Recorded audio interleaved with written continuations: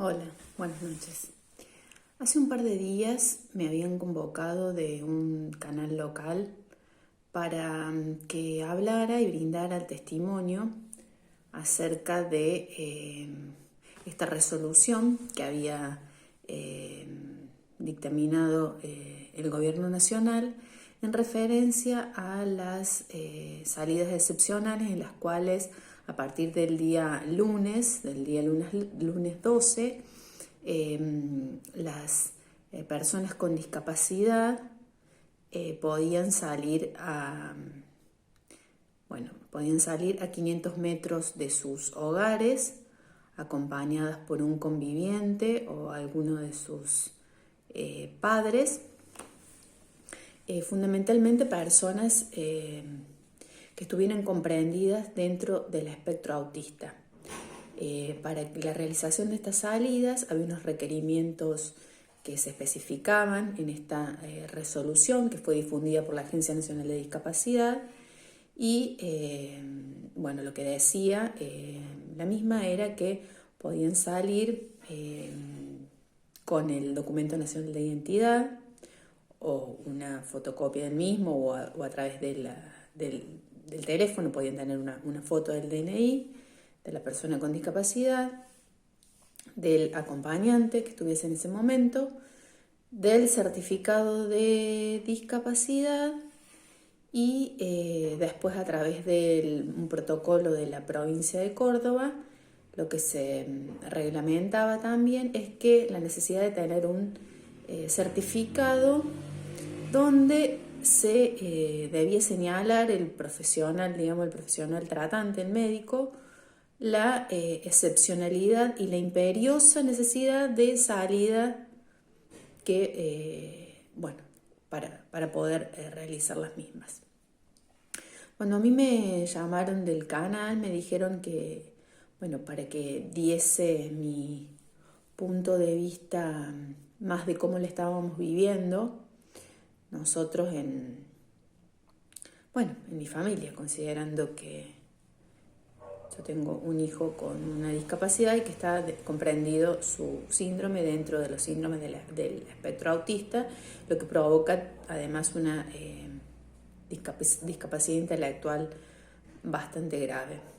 Me puse a leer, a investigar, a pesar de que del canal no me llamaron nunca. Yo previamente me había preparado, había investigado, leí la resolución nacional, leí cómo se había hecho el protocolo provincial y también empecé a ver qué es lo que había decían las distintas asociaciones en referencia a esta resolución.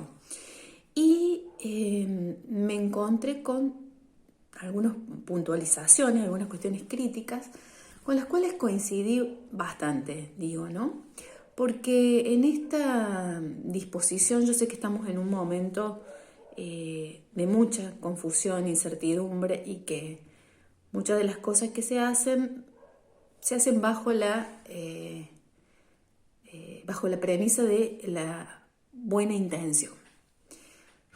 Pero leyendo, y también por eso hago este video que quizás por ahí pueda parecer un poquito más largo, pero es como para pensarlo, es que dice, las personas con discapacidad podrán salir únicamente acompañadas por un conviviente o una persona de su familia.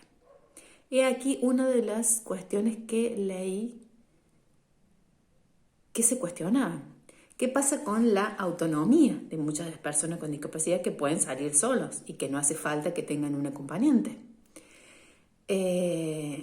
Asimismo, muchas personas con discapacidad también podían salir, y estar exceptuadas dentro de lo que son las excepciones que estaban anteriormente, que eran como las de salir a comprar o ir hasta el banco, y que muchas veces fueron, según lo que leía, muchas veces fueron,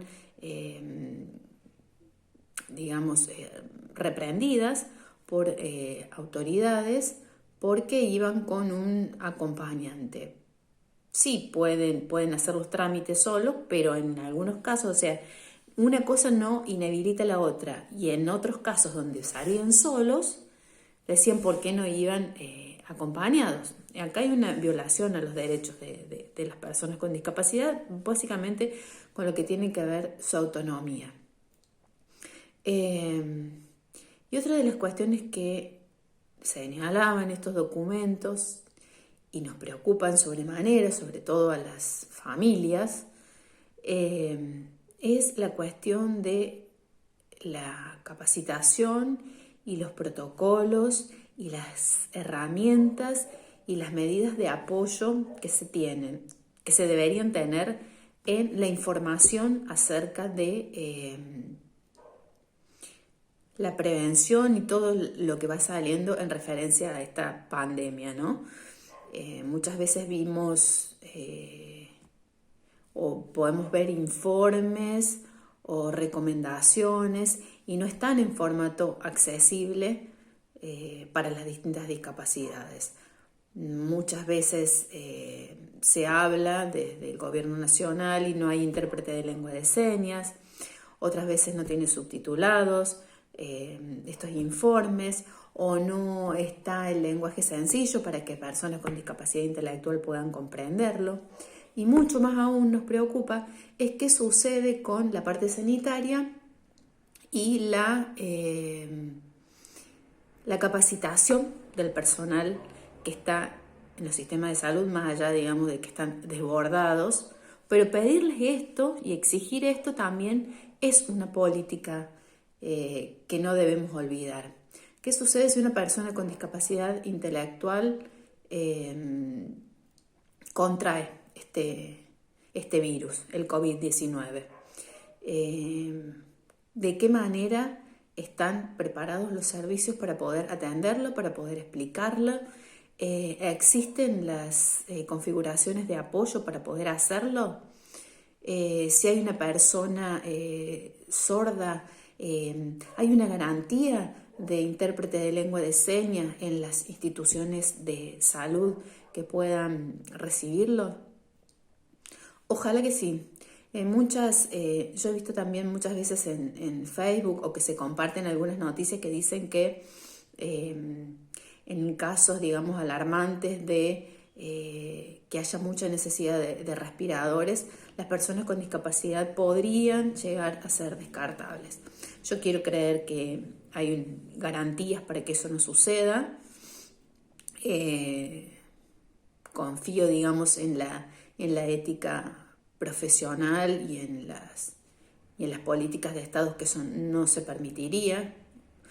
No soy creyente, pero podría decir, quiera Dios que eso no suceda nunca, que no tengamos que elegir que no haya prioridades en los seres humanos, que todos tengamos los mismos derechos de acceso a la salud.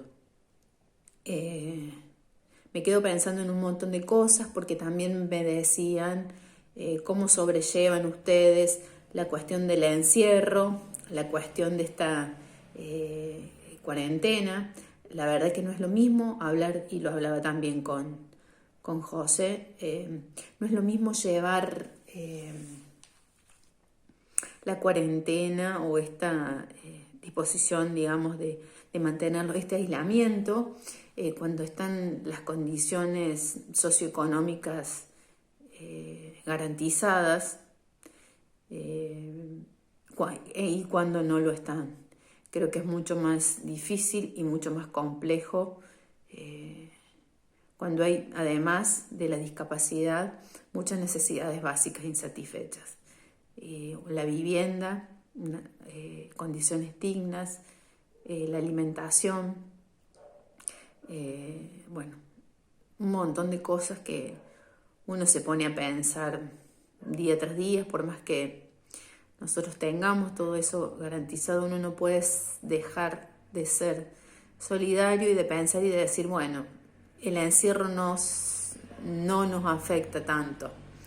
Y también hacer saber que somos bastante responsables en eso, que por ese mismo miedo que tenemos de que nuestros hijos se enfermen, no es que los vamos a sacar a dar una vuelta por un capricho, por un mero capricho. Si por ahí decidimos sacarlos a dar una vuelta es porque vemos que ya no dan más y de que hay situaciones de autoagresión que también son muy complejas. Bueno, creo que he sido un poco extensa, pero necesitaba comentarles esto para que lo